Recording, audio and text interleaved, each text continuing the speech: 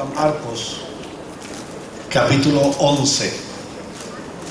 Marcos, capítulo 11. Y leemos la palabra del Señor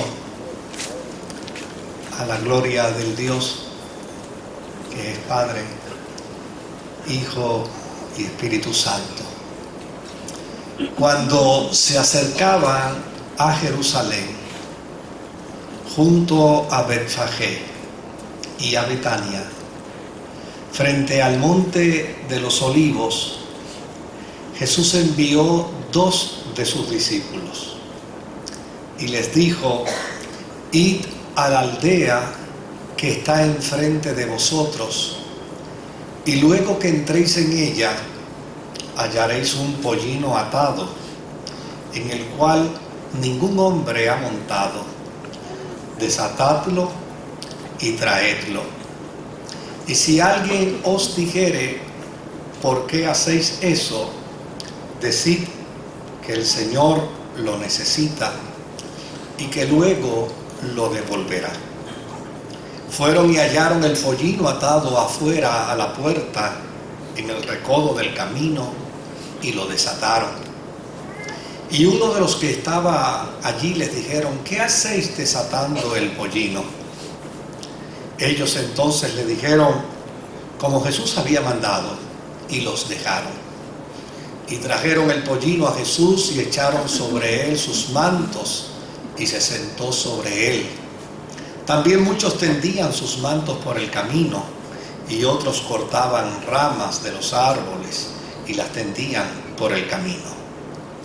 Y los que iban delante y los que venían detrás daban voces diciendo: Hosana, bendito el que viene en el nombre del Señor. Bendito el reino de nuestro padre David que viene.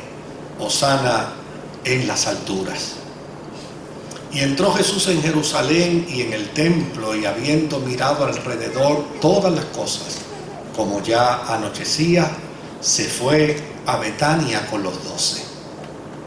Al día siguiente, cuando salieron de Betania, tuvo hambre, y viendo de lejos una higuera que tenía hojas, fue a ver si tal vez hallaba en ella algo.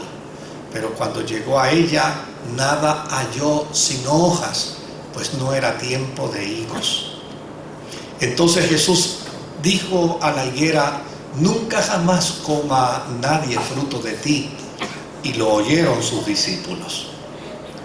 Vinieron pues a Jerusalén, y entrando Jesús en el templo, comenzó a echar fuera a los que vendían y compraban en el templo, y volcó las mesas de los cambistas y las sillas de los que vendían palomas, y no consentía que nadie atravesase el templo llevando utensilio alguno. Y les enseñaba diciendo: no está escrito: mi casa será llamada casa de oración para todas las naciones, mas vosotros la habéis hecho cueva de ladrones. Y lo oyeron los escribas y los principales sacerdotes, y buscaban cómo matarle, porque le tenían miedo, por cuanto todo el pueblo estaba admirado de su doctrina. Pero al llegar la noche, Jesús salió de la ciudad.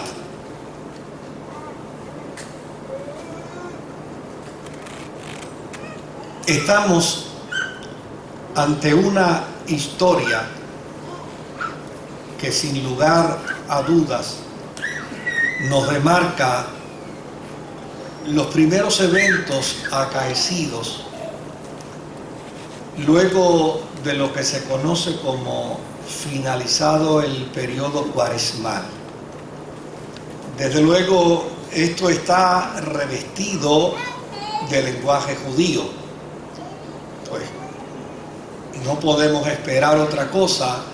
Jesús era judío, y como judío se desenvolvió en su ministerio, y su ministerio tenía un propósito muy loable: era hacer que las profecías antiguas dentro del judaísmo pudieran tener cumplimiento en él. Y es como resultado de ello que en los evangelios sinópticos, tanto en Mateo como en Marcos como en Lucas, vemos un esfuerzo por parte de cada uno de ellos para tratar de explicar los eventos que acontecieron esa última semana, lo que tradicionalmente nosotros denominamos como la Semana Santa. Y desde luego la denominamos como la Semana Santa no porque haya una preferencia en torno a esta semana. Santo no quiere decir otra cosa sino que separado. Y desde luego se le denomina Semana Santa porque esta es la semana que Dios separó para la redención de la humanidad.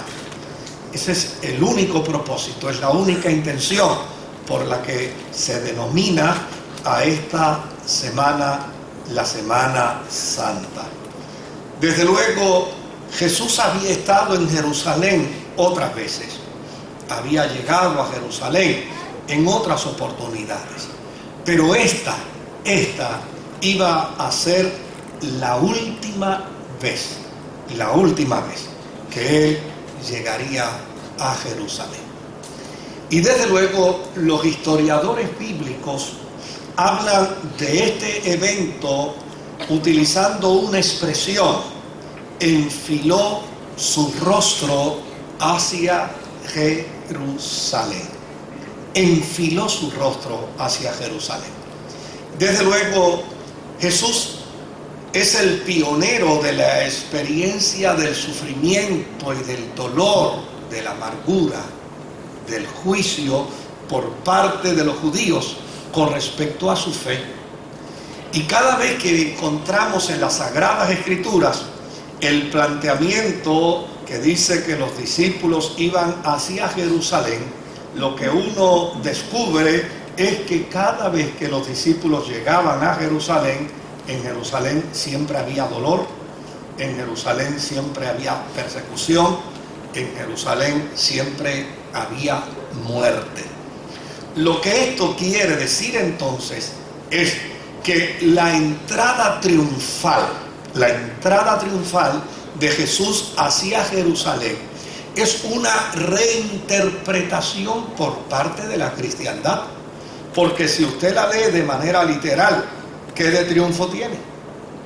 Si usted lee esta historia y cuando termina la historia yo le preguntara a usted dónde usted le encuentra el triunfo a esta entrada, usted va a decir honestamente: yo no le encuentro el triunfo. O sea, ¿qué de triunfal puede tener una entrada donde finalmente el protagonista termina siendo asesinado? Ahora, ¿por qué le llamamos entrada triunfal? ¿Por qué afirmamos que esta entrada, la entrada donde no solo Jesús, sino todos los apóstoles y discípulos de Jesús que llegaron a Jerusalén en los primeros años de la fe cristiana padecieron dolor, sufrimiento y muerte? ¿Por qué a esta entrada le llamamos la entrada triunfal? Pues llana y sencillamente le llamamos la entrada triunfal porque en esta entrada de Jesús se cumple una de las profecías que demarca la autenticidad de su mesianismo. En el capítulo 9 del profeta Zacarías y en el versículo 9 dice el profeta a Sión: Sión, tu Salvador entrará a ti montado en un pollino, montado en el hijo de una asna. Por lo tanto, en la concepción de la Iglesia, que ha reinterpretado los procesos no desde una perspectiva humana, sino desde la perspectiva del propósito de Dios, desde la perspectiva del plan de Dios, desde la perspectiva de la intención de Dios. Cuando se habla de la entrada triunfal a Jerusalén, lo que se está diciendo es en esa entrada se cumplió una de las más grandes profecías que identificaba a Jesús como el Mesías, como el Hijo de Dios, porque Zacarías había profetizado y había dicho que el Mesías entraría montado en un pollino. Ahora, nosotros en la tradición llamamos al día de hoy el Domingo de Ramos.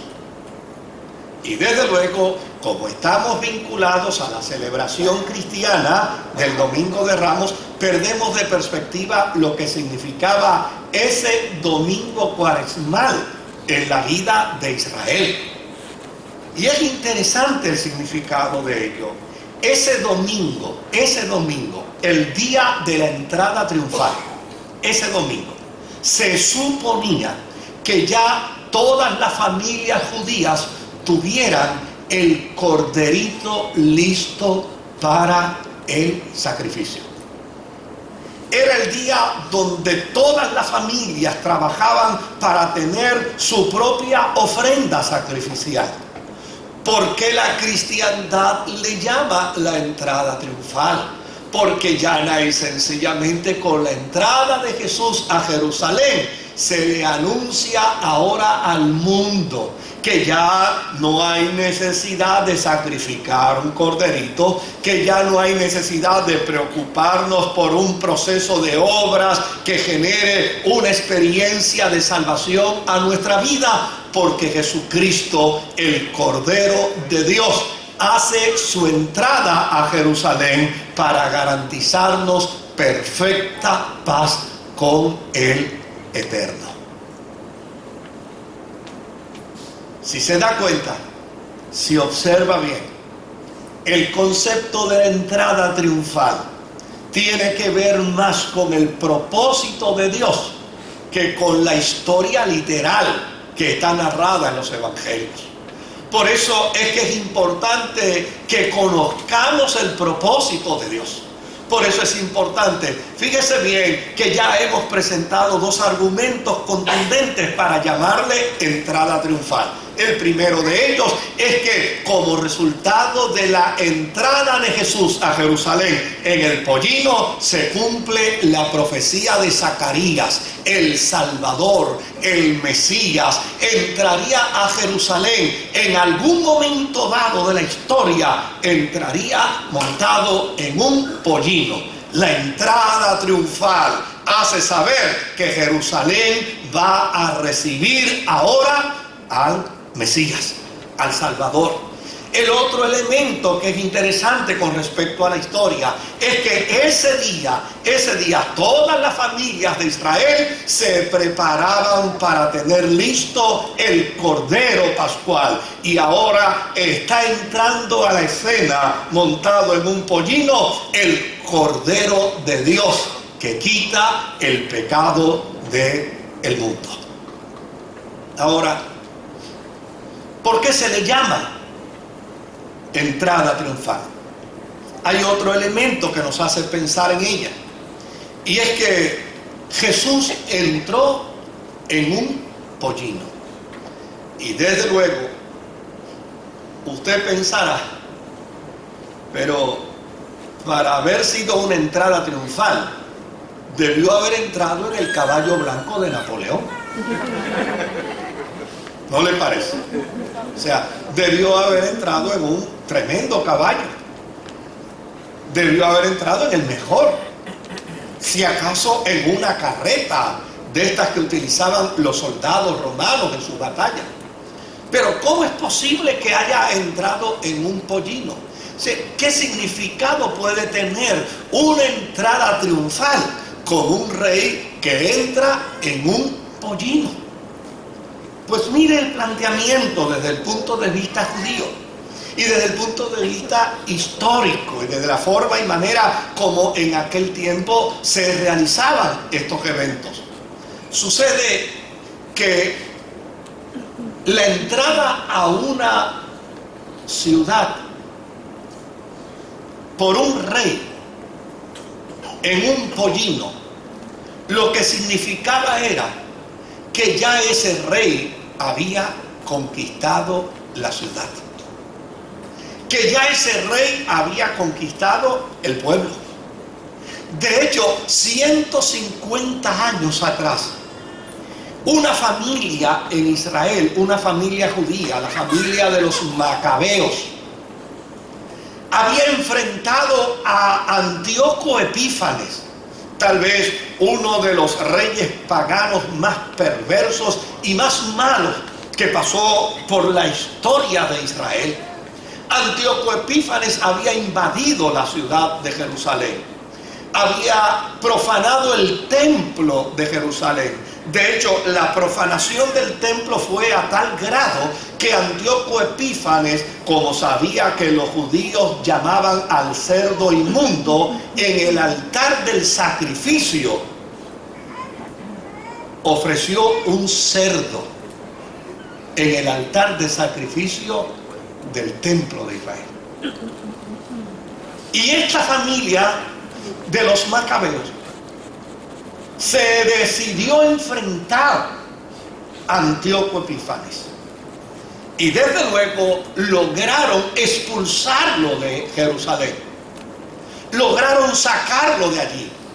Y cuando esta familia, su líder, regresa triunfante a Jerusalén, entonces ya no entra en un caballo brioso, no entra en un caballo de conquistador, ahora entra en un pollino para anunciar que de ahí en adelante lo que se va a experimentar es la paz.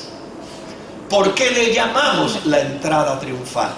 Pues le llamamos la entrada triunfal porque cuando Jesús entra hacia Jerusalén montado en un pollino, lo que está anunciándole al pueblo es: de ahora en adelante comienza la era de la paz. De ahora en adelante comienza la era de la reconciliación con Dios.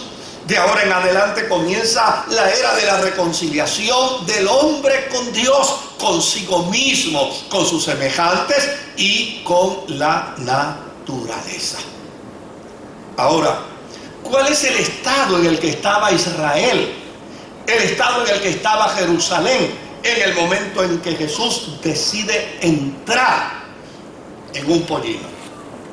Israel vivía tiempos de opresión política y a su vez vivía también tiempos de opresión religiosa. La gente común y corriente de Israel vivían bajo el peso de unas cargas que les resultaban onerosas. Era el peso de unas cargas que ellos no podían llevar. Si usted y yo hoy nos estamos quejando del problema económico que vive nuestra tierra, yo quiero decirle que el problema que vivía esta gente probablemente era un poco más serio y un poco más fuerte que el nuestro, pero no está muy lejos de nuestra realidad. Mire cuál era el problema que ellos vivían. El problema que ellos vivían es que, por un lado, ellos eran producto de una invasión. Un imperio los había invadido. Y ese imperio que los había invadido requería entonces que los invadidos le pagaran impuestos a ese imperio. Por lo tanto, lo poco que ganaba Israel con su esfuerzo lo tenía que compartir con el imperio que lo había esclavizado. Pero no solamente vivía la desgracia de un imperio que los esclavizaba.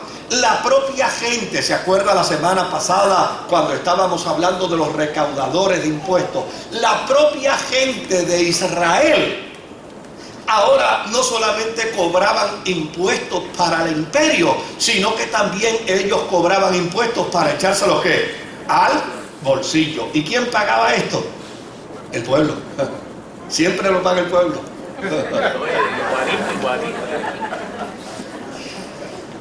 Cualquier parecido es pura coincidencia. Pero no solo esto, Ahora la religión, en lugar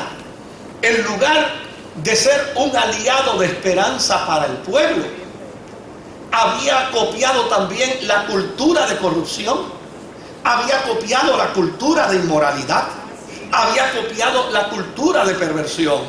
Y sabe, en muchas ocasiones Jesús tuvo que confrontar a los religiosos de su tiempo porque le robaban a las viudas, le robaban a los huérfanos, le robaban al pobre, esquilmaban al que, óigame, estaba tratando de levantarse económicamente. Por lo tanto, la problemática social que vivía Israel y Jerusalén en este caso era una problemática asfixiante, era una problemática que los llenaba a ellos de angustia, de dolor.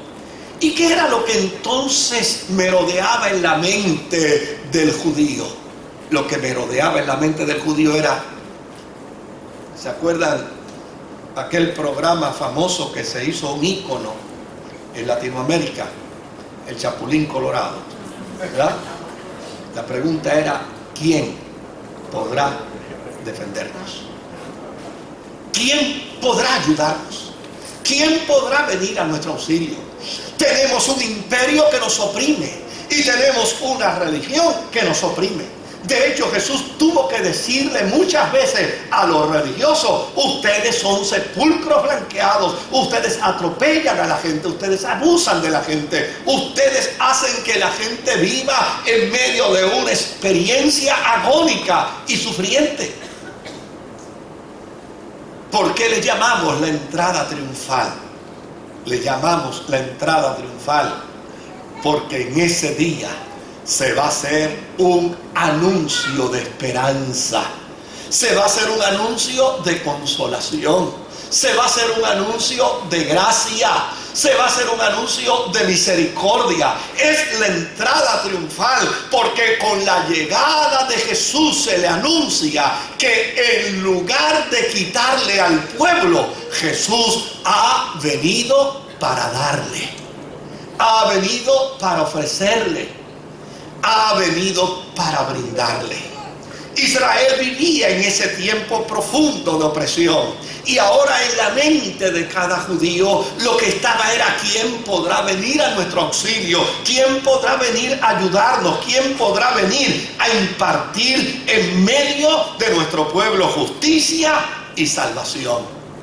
Por lo tanto, cuando Jesús entra hacia Jerusalén en el pollino, se rememora, se trae a la memoria el sueño de una nación: la libertad, la justicia, la salvación.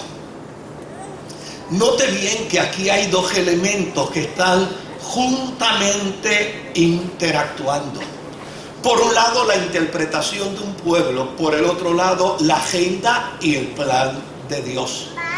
Y en la agenda y en el plan de Dios, la integración de Jesús hacia su entrada a Jerusalén, lo que está anunciando es que está llegando el Rey de paz, el Rey de amor, el Rey de misericordia, y lo va a hacer de la manera como lo acostumbraban a hacer los reyes después de la batalla.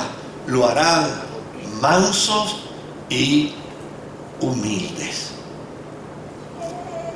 Ahora, ¿por qué el pueblo le dio la bienvenida a Jesús? Desde luego nosotros nos podemos sentar desde los bleachers y decir: qué hipócritas, qué sinvergüenza. Primero le dieron la bienvenida y después le dijeron: crucifícalo. Primero le dan la bienvenida y después dicen: acabemos con él. No, ¿por qué ellos le dan la bienvenida?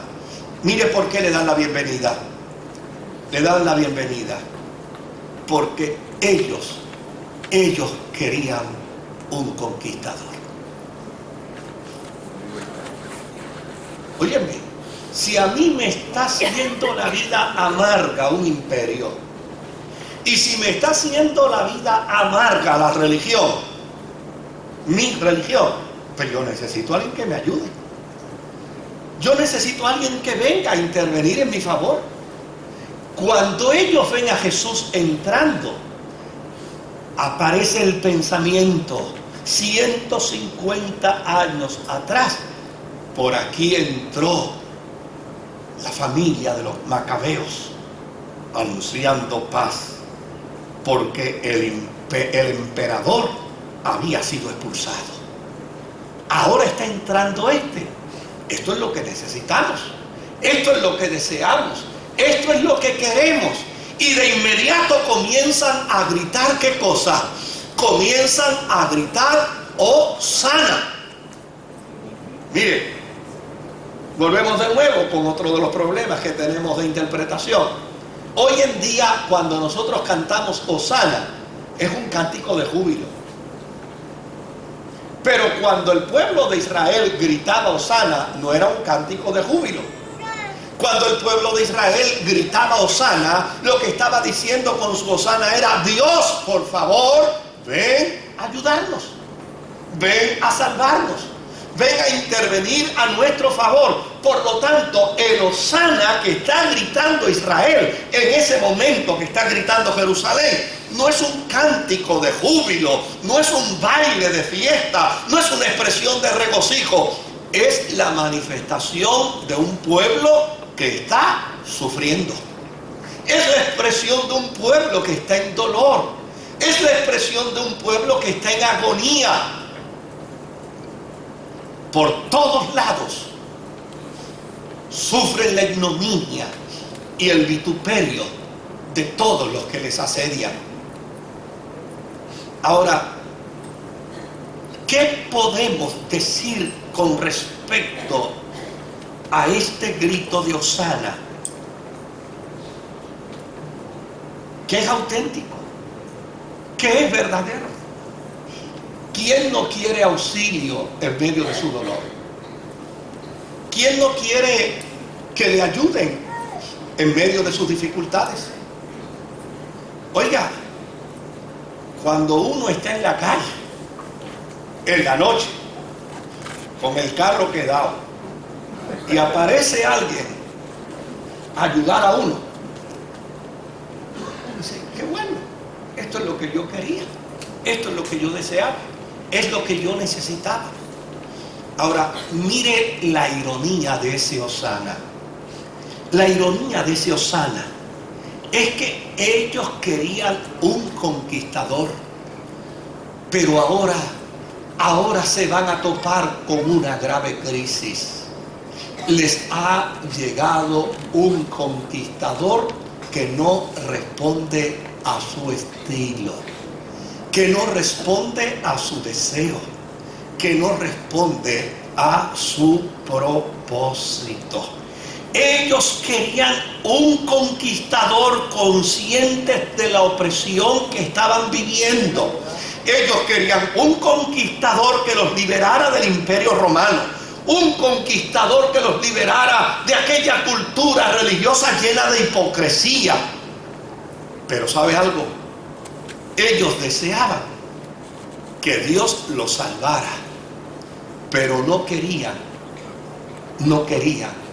la forma y manera como Dios había determinado salvarlos. Y yo creo que esto demarca una bandera extraordinaria a considerar. La gente desea salir de la crisis en la que está. Y la gente desea resolver sus problemas. Y la gente desea resolver sus crisis y sus dificultades. Y la gente desearía tener estabilidad.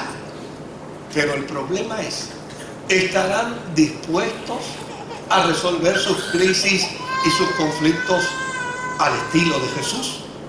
¿O querrán resolver sus crisis y sus conflictos al estilo de ellos? ¿Cómo la gente quiere resolver sus problemas? ¿Cómo la gente quiere resolver sus dificultades?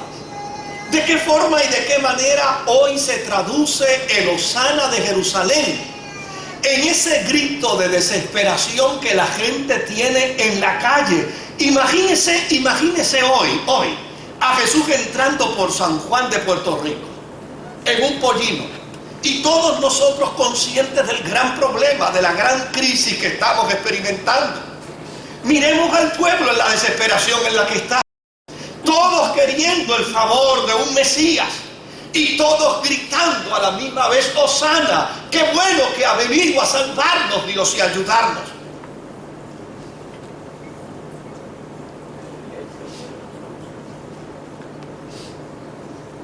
Pero cuando Dios viene a intervenir, no viene a intervenir a nuestra manera, no viene a intervenir a nuestro estilo. Nosotros no somos los que les ponemos las reglas a Jesús para nuestra transformación de vida. Él es el que establece las reglas. Él es el que dice cómo es que podemos ser salvos. Usted se imagina a una persona ahogándose en el mar, que llegue el salvavidas nadando hasta donde él, y ahora el que se está ahogando le empieza a dar instrucciones al salvavidas de cómo lo va a llevar a la orilla. Pues esta es la ironía de esta historia. Esta es una gente que se está ahogando, pero llana y sencillamente el método de Jesús no es el método que ellos quieren. Y tenemos que preguntarnos: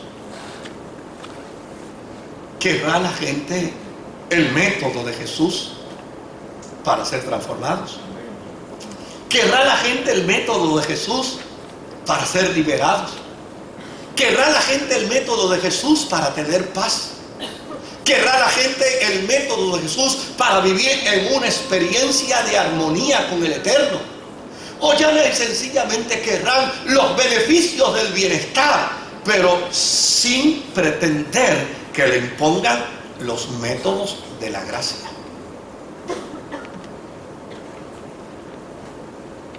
La historia de la entrada triunfal nos dice hoy que necesitamos que Dios salve a nuestra tierra, que necesitamos que Dios salve a nuestras familias, que necesitamos que Dios salve a nuestra juventud, que necesitamos a Dios interviniendo en nuestra crisis social, en nuestra crisis política, en nuestra crisis económica. Pero no podemos perder de perspectiva que cuando invitamos a Dios a intervenir, no le podemos remarcar a Él la forma como habrá de hacerlo. Él lo hará a su manera.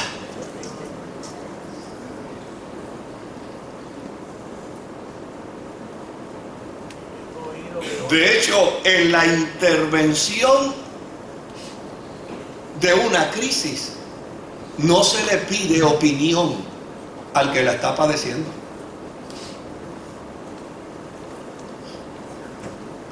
Al que la está padeciendo no se le pide opinión.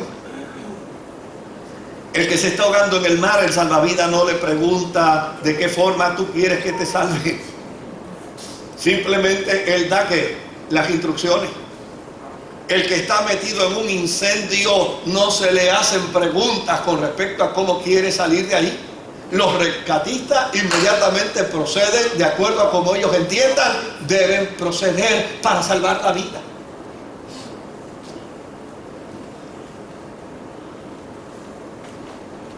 Nadie puede pretender que Jesús venga a resolver los problemas de su vida pidiéndole a Él que considere la forma y manera como deseamos que lo haga. Él tiene un plan para hacerlo.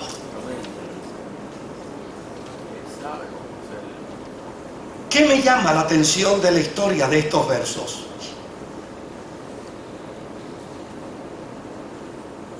Si usted se da cuenta, la multitud empezó a gritar Hosana y empezaron a tirar sus ropas al suelo y empezaron a tirar sus palmas, pero Jesús no se impresionó con ello.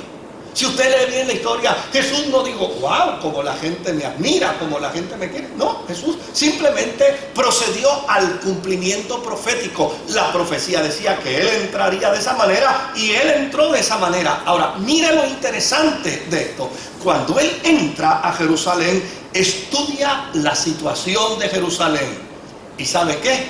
Descubrió que en efecto Jerusalén necesitaba una intervención de emergencia. La crisis era agonizante. Estudió a Jerusalén, se fue, llegó a Betania, se puso a hablar con Dios y al otro día, en el camino encontró una higuera. Y cuando encontró la higuera, extendió su mano para encontrar en ella algún fruto y descubrió que la higuera no tenía fruto. ¿Y qué hizo? La maldijo. Y usted dirá, oye, qué buen modelo de Jesús para uno, ¿verdad?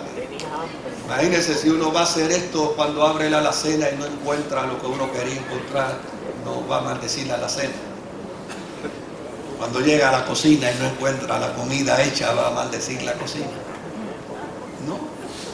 Esto tiene una intención. Esto tiene un propósito. Esto tiene un mensaje. Óigame, la higuera era estéril. Y era estéril por su tiempo. Porque a fin de cuentas, esto aconteció en el inicio de la primavera y la higuera da higos en el verano. Por lo tanto, Jesús tenía que saber que la higuera no tenía higos como resultado del tiempo. Pero Dios había advertido y había dicho que Él iba a llegar a Israel. Y esperaba que cuando llegara a Israel encontrara en ellos frutos de arrepentimiento. Y por lo tanto la historia de la higuera no es un acto personal de enfado y de coraje de Jesús con aquel arbusto. La historia de la higuera es una enseñanza que va más allá de un encuentro personal con un arbusto. Lo que esto quiere decir es que la inutilidad siempre invita al desastre. Y que en la vida del hombre y de la mujer que anhela una experiencia de relación con Dios, o que plantea vivir una experiencia de relación con Dios como Israel, es imposible que no tenga los frutos necesarios. Jesús maldijo la higuera, no para destruir ese pequeño arbusto, maldijo la higuera para hacerle saber a Israel, a Jerusalén, a la religión judía: voy a entrar ahora a ustedes, y si ustedes no tienen fruto, les pasará como le pasó a esta higuera. Porque lo peor que puede existir en la vida de un ser humano es que diga que tiene a Dios y no lo modele. Lo peor que puede pasar en la vida de una persona es que trabaje en la religión y no se conduzca como religioso. Lo peor que puede pasar en la vida de alguien es que plantee una apariencia religiosa, pero no viva ¿qué? Dentro del marco de unos actos de piedad. Jerusalén estaba lleno de religiosidad, pero vamos a ver cuál era la conducta de esa religiosidad. Jesús entró al templo, y cuando entró al templo empezó a observar. El salario promedio de una persona en el tiempo de Jesús era de 7 pesetas al día. 7 pesetas. Ahora,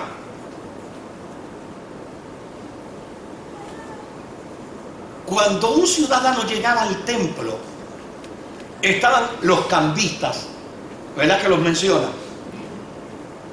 Y los mencionan por una sencilla razón, porque el templo tenía su propia moneda.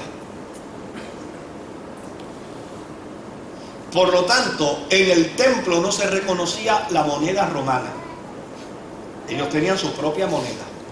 ¿Y qué establecía la moneda del templo? Que cuando un ciudadano judío iba y entraba al templo para pagar por un sacrificio, no le aceptaban la moneda romana.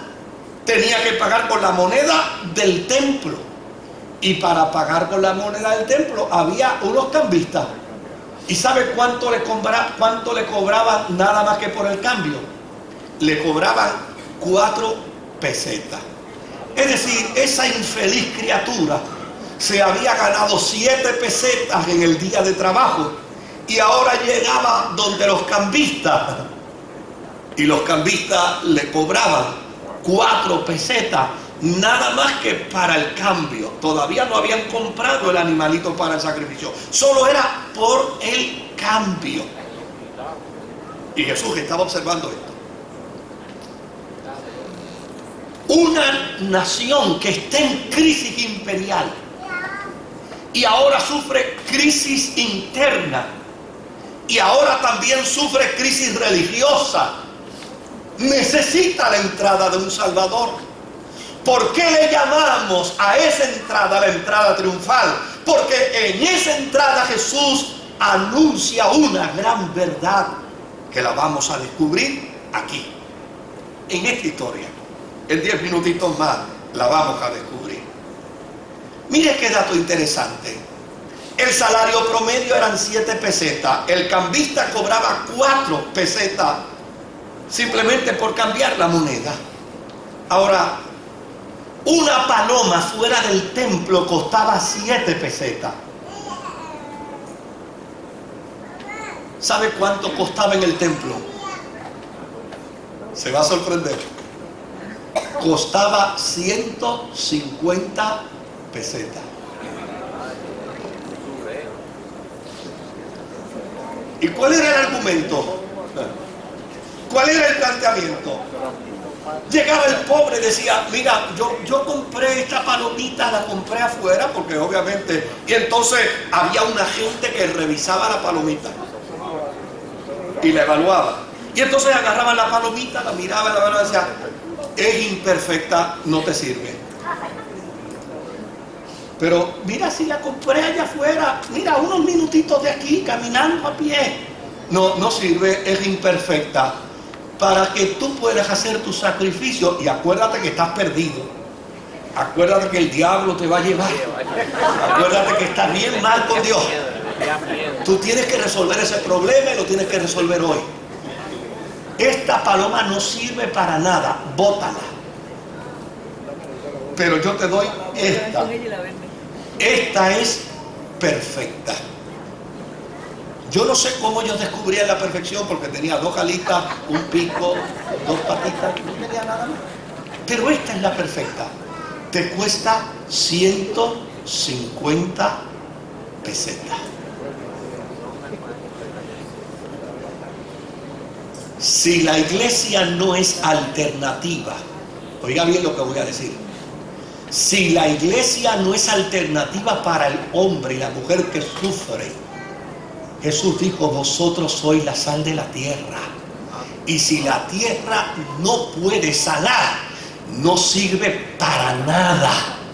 Debe ser tirada al suelo. Si la iglesia no es alternativa para el que sufre, si la iglesia no es alternativa para el que llora, si la iglesia no es alternativa para el que está en dolor, por el contrario, se convierte en cómplice del proceso, entonces la iglesia pierde su eficacia. Déjeme decirle algo más indignante todavía. El negocio del templo era el negocio de Anás y de su familia como sumo sacerdote. Todo lo que allí se vendía era de ellos. Todo lo que allí se vendía era para su bolsillo. Todo lo que allí se vendía era para su lucro. Imagínese si una paloma costaba 150 pesetas, es decir, el salario aproximado de 15 días de trabajo, que era lo más barato que se podía utilizar para un sacrificio. Imagínese un cordero. Ese día, todo el mundo tenía que buscar un cordero. ¿Por qué le llamamos la entrada triunfal? Porque entró montado en un pollino, el Cordero de Dios, el que quita el pecado del mundo, y no cuesta un solo centavo. Esa expresión de Jesús, cuando llega allí y ve aquel mecanismo, aquella forma tan vil, tan vergonzosa, lo indignó a tal punto que, virando las mesas de los cambistas, empezó a gritarle a la gente que allí estaba y les dijo: mi casa, casa de oración será llamada, y ustedes la han convertido en una cueva de ladrones. Lo que Jesús estaba diciéndoles era: ustedes han convertido el templo como las cuevas de Jericó, donde los ladrones se esconden para poder esconder su mercancía. La explotación en nombre de la religión, la profanación del templo. Un letrero que sin lugar a dudas Jesús tuvo que haber visto. En el templo había un letrero discriminatorio, un letrero que, óigame, es indignante. Yo he leído muchas y he escuchado muchas historias de personas que todavía al día de hoy, no mañana, no el año pasado, no en la década del 60, hoy, todavía sufren discriminación en los Estados Unidos. He leído muchas historias de gente que al día de hoy todavía sufren discriminación en Estados Unidos por ser latinos,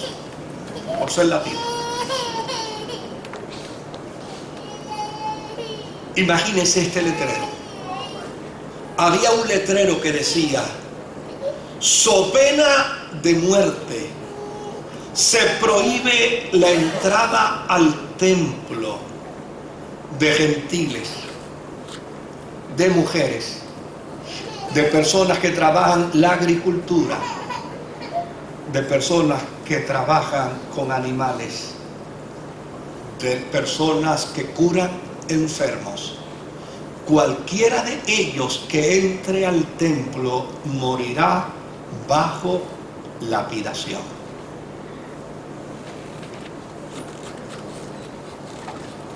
¿Por qué su entrada es triunfal? ¿Por qué le llamamos entrada triunfal? Porque cuando Jesús entra a Jerusalén, afirma que ahora la relación con Dios no estará sujeta a tradición, ni a cultura, ni a negocio humano alguno. Ahora la salvación adviene como un acto puramente simple, sencillo y maravilloso. Si confesares con tu boca que Jesucristo, el que entró en el pollino, es el Hijo de Dios, y creyeres en tu corazón que Dios le resucitó de entre los muertos, serás salvo. ¿Por qué le llamamos entrada triunfal? Le llamamos entrada triunfal porque se acabó el abuso de vender salvación y reconciliación con Dios por dinero, pagando altos intereses y a plazos de por vida. Le llamamos entrada triunfal porque llana y sencillamente ahora ningún cristiano, ninguna cristiana puede sentirse vinculado a este sistema social porque ha descubierto que no es de este mundo, que no es de este reino, que no es de este planeta, sino que pertenece a un reino eterno, para siempre eterno, vinculado al Dios de gracia y al Dios de amor. ¿Por qué le llamamos entrada triunfal? Le llamamos entrada triunfal porque a partir de aquel día ningún judío tenía que estar preocupado ya por buscar un cordero para sacrificarlo a estos precios, sino que ahora la salvación adviene de forma gratuita. Y no es solo económicamente gratuita, es gratuita en toda su dimensión, no por obras, para que nadie se gloríe. Es gratis. Yo a veces me río con la gente que dentro de su rigidez religiosa no pueden entender, no pueden comprender que la salvación es gratis. Y si es gratis, ¿es qué? Gratis. Y a veces yo miro a alguna gente con esas conductas tan recalcitrantes en su espectro religioso que no lo acaban de entender y piensan que para ser salvo hay que hacer algo, hay que planificar algo, hay que producir algo, hay que buscar algo. Hoy yo compartía la experiencia de la cena del Señor y alguien que estaba cerca de mí me dijo, ay Dios mío, yo no me siento digno de tomar la cena. Y yo le dije, no me importa preguntarte el por qué, pero el día que te sientas digno, no la tomes.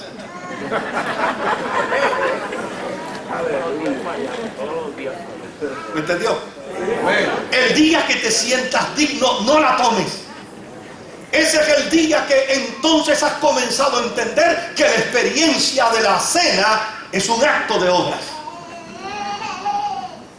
No es por obras, para que nadie se gloríe. La entrada triunfal es una entrada triunfal,